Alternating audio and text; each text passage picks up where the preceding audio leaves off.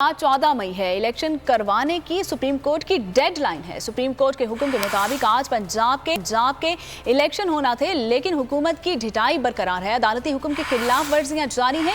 Election के लिए funds जारी किए गए, ना ही सिक्योरिटी दी गई, बैलेट पेपर्स छपवाए गए, ना ही बैलेट पेपर्स जारी किए गए। इस अरसे में हुकूमत ने अदालती फैसले के खिलाफ पार्लियामान का कांधा इस्तेमाल किया।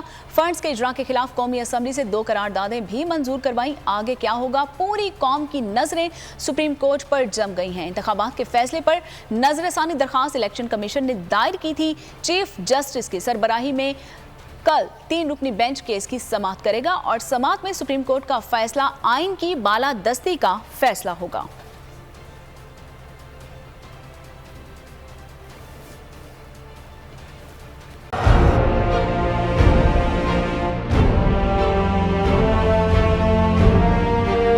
अदालती अहकामात के बावजूद कराची में शोएब शेख के घर को गैर कानूनी तौर पर मिसमार कर दिया गया है। बोल के खिलाफ इंतकामी कार्रवाइयों में तेजी। कराची में को चेयरमैन शोएब शेख का घर गिरा दिया गया।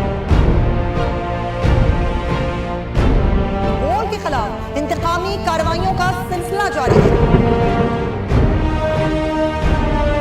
सिंध हुकूमत की अदालती अहकामात की खिलाफ वर्जी। सिंध हाई कोर्ट का स्टे ऑर्डर नजरअंदाज। सेक्रेटरी बल्दियात Najam Shah, director land Sawal Islam, director anti encroachment Imran Ahmed को नोटिस जारी। Administrator KMC director Saifur Rahman, DIG south Irfan Baloch, SSP Keamari Fida Hussain को भी फरीक बनाया गया। इससे पहले जो जुल्म के पहाड़ तोड़े गए, शोएब अहमद शेख की जबानी सुनी। 60 दिन का वक्त होता है। 102 दिन के बाद मैं जीत गया, केस बरी हो गया। 102 दिन के बाद अपील फाइल की, एक्सेप्ट कर ली। नहीं करते ना एक्सेप्ट, खत्म हो जाता ना जुल्म यार। भरी अदालत में मुझे बरी कर दिया, फिर पता नहीं क्या हुआ 2.5 घंटे बाद का नोट बिफोर। मैं नहीं सुनता ये केस, खड़े रहते अपने फैसले पे, मिट जाता जुल्म। अल्लाह ताला ने बिठाया इस कुर्सी, इन कुर्सियों पे इनको यार, ये अल्लाह ताला की तरफ से फैसले करने हैं।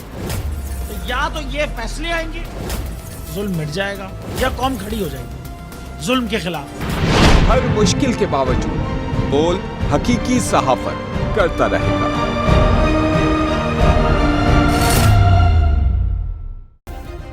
सब्सक्राइब करें और बेल दबाएं ताकि कोई खबर रह न जाए।